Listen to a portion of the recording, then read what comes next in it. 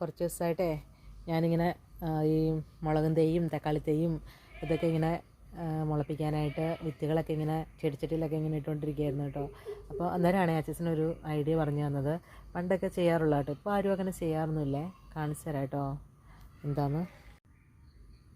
ദേ ഇത് കണ്ടോ, നമ്മുടെ വാഴപ്പോളയില്ലേ, വാഴപ്പോള ഇങ്ങനെ മുറിച്ചെടുത്തിട്ടുണ്ടല്ലോ, രണ്ടായിട്ട് മടക്കുകയും എന്നിട്ട് അതിനുള്ളിലേക്ക് മണ്ണ് കുറച്ചിട്ടിട്ട് നമ്മൾ വിത്തുകൾ ഇടും കേട്ടോ. കുറച്ച് വിത്ത് ഇങ്ങനെ ഇട്ടിട്ട് അതിൻ്റെ മുകളിലേക്ക് കുറച്ച് മണ്ണിടും കേട്ടോ. എന്നിട്ട് പിന്നെ അത് മടക്കി ഇങ്ങനെ കെട്ടുവേ. ദേ ഇതുപോലെ ഇരിക്കും കേട്ടോ സംഭവം.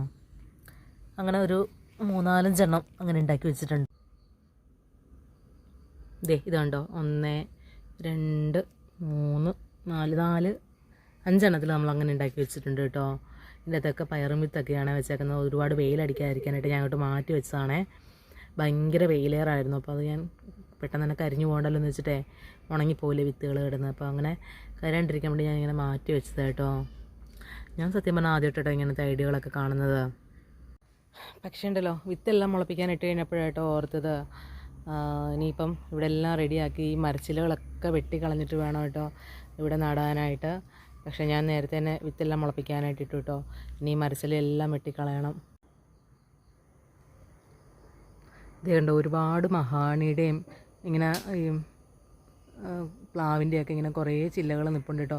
അപ്പോൾ നമുക്കിങ്ങനെ ഇതൊക്കെ നടുമ്പോഴേ ഒരുപാട് ചോലകൾ നിൽക്കുന്ന കാരണം ഇനി ഇതെല്ലാം വെട്ടിക്കളയണം. ഇപ്പം ഞാൻ ഈ നട്ടതെല്ലാം ഇനിയിപ്പം ഇവിടെ കുഴിച്ചിട്ട് കഴിഞ്ഞാൽ തന്നെ അതെല്ലാം പോവില്ലേ. അപ്പോൾ ഇനി പെട്ടെന്ന് തന്നെ ഇതെല്ലാം ഇനി വെട്ടിക്കളഞ്ഞിട്ട് വേണേൽ നമുക്ക് നടാനായിട്ട്.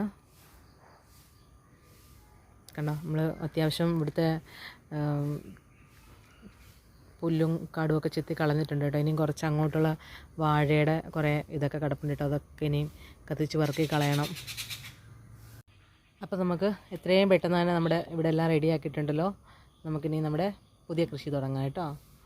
അപ്പോൾ ടാറ്റാ.